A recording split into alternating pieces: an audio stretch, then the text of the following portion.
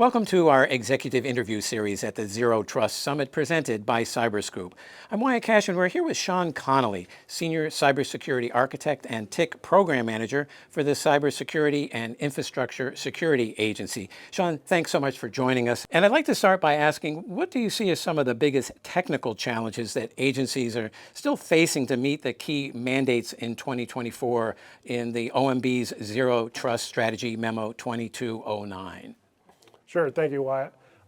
There's a number of taskers, as we call them, in OMB's Memo 2209 related around each of the Zero Trust pillars: network, application, data, device. A couple of them we're still seeing challenges on is one toward the network pillar. There was a tasker for agencies to be able to connect directly to cloud resources. I think some agencies interpreted that to believe that they needed to have some type of SASE or security access service edge solution in the middle. Not at all what we're trying to do with that one. It was more toward agency having a client device connecting directly to the cloud. And the reason we did that wasn't for the technical difficulties or trying to change how the agency was doing stuff from their SOC or NOC. It was more having the agency understand the new types of risk that they were going to have to accept. So of course with Zero Trust, a lot of it is about the identity pillar and having a user being both authenticated and authorized. And that changes where we were before. The old TIC 2 model and perimeter security, everything is based more on a physical perimeter or at a firewall level. Now we move towards more of a identity solution, identity focus. Agency has to change how they look at risk.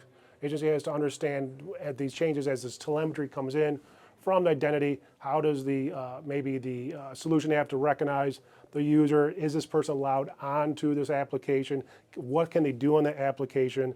The information security officers that do the ATOs and those type of bureaucratic solutions, they're going to need to also be able to accept risk in new ways. I think that was one of the more interesting conversations we had with the agencies that really didn't shape it the way we wanted when we first came out with a memo. We had to talk to each of those agencies to be able to move forward. And then kind of looking more broadly, what are some of the biggest organizational challenges that agencies are still facing in establishing an overall zero trust environment?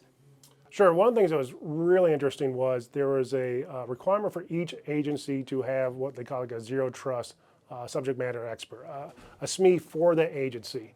And it was more for ourselves from OMB and CISA or some of the other agencies as we wanted to talk to the agency, someone that we could reach out to and say, okay, how is your agency moving forward on zero trust? That position has bounced around differently at the agencies. There's no perfect answer. Some of the larger agencies, it's really more of a zero trust council. People maybe on the identity pillar or on the device pillar, the data pillar, they'll have like a council. Other agencies, they've had to hire from outside the organization, someone to come in to give the vision towards zero trust.